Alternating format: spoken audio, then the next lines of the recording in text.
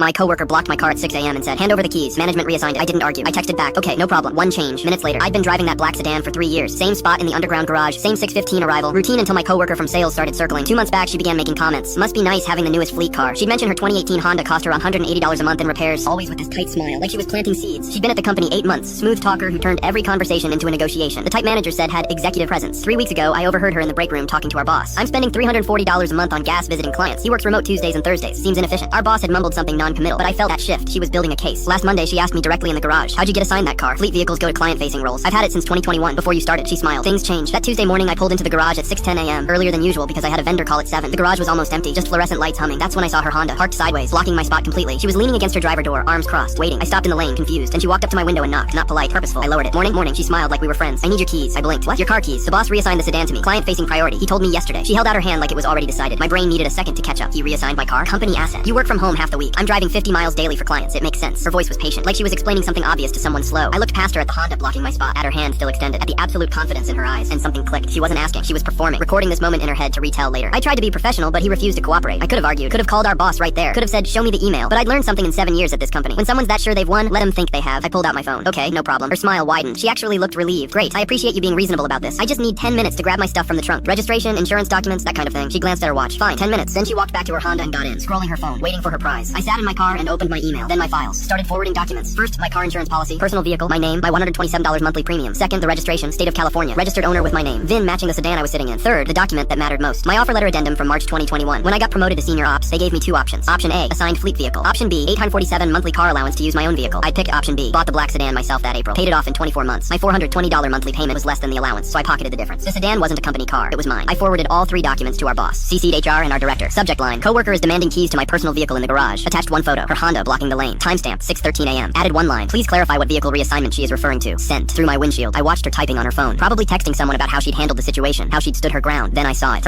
My coworker blocked my car at 6